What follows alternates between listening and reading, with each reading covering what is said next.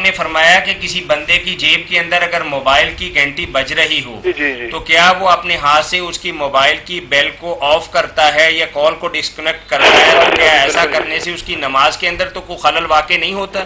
جی جی بالکل یہی سوال ہے نا آپ کا؟ جی مولانا۔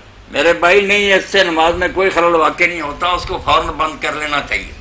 جب وہ گھنٹی بجنی شروع ہوئے نا تو بجتی نہ رہنے دے۔ کئی لوگ اسی وجہ سے کہ نماز نہ خراب ہو بند نہیں کرتے، سارے نمازی ڈسٹرب ہوتے ہیں، وہ بھی کیا پھر نماز پڑھیں گے، اسی کی طرف دھیان رہتا۔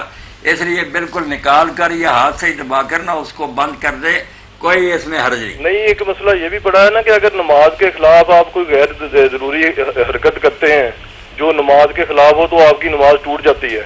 نہیں، یہ نماز کے خلاف چیزیں نہیں، کئی چیزیں ایسی ہیں جو نماز کو درست رکھنے کے لیے کرنی پڑتی ہیں، اس سے بڑھ کر۔ جیسے دیکھیں رسول کریم علیہ السلام جب اپنے حجرہ مبارکہ میں تہجد کی نماز پڑھتے تھے تو حدیث پاک میں آتا اگر کوئی شخص آ کر دروازہ کھٹکھٹاتا نا تو رسول کریم علیہ السلام قبلہ رخی رہ کر سیدھے چلتے جاتے، کنڈی کھولتے، پھر پچھلے پاؤں لوٹ آتے۔ اسی طرح نماز پڑھاتے تو اپنی نواسی حضرت امامہ کو اٹھائے رکھتے، نماز کراتے رہتے۔ جب رکوع اور سجدے کے لیے جھکتے تو اس کو پاس کھڑی کر دیتے، جب پھر کھڑے ہوتے اٹھاتے۔ اتنی بھاری بچی اٹھاتے رکھتے۔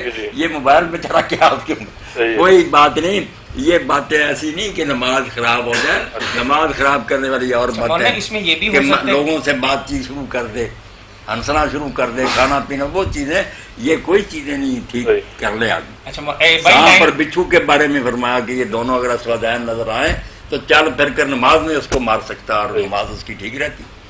جی چلیں بھائی لائن پہ رہیے گا مولانا۔ بعض اوقات ہم بچے کو اٹھاتے ہیں اور رکھتے ہیں، جیسا کہ آپ نے فرمایا کہ نبی کریم صلی اللہ علیہ وسلم کے معمول مبارک کے اندر بھی تھا، بچہ اگر رو رہا ہو تو اپنے ہاتھ کو اوپر نیچے کر کے تھوڑا سا اس کو پرسا بھی دیتے ہیں کہ تاکہ وہ چپ کر جائے۔ بالکل، اب جو امیاں نا یا ابو یا کوئی بھی اس طرح چپ کرا رہے نماز میں ہی تو ٹھیک، اس کو پیار دے دے یا اپنے ساتھ چمٹا لے یا اٹھا بھی لے، جائز۔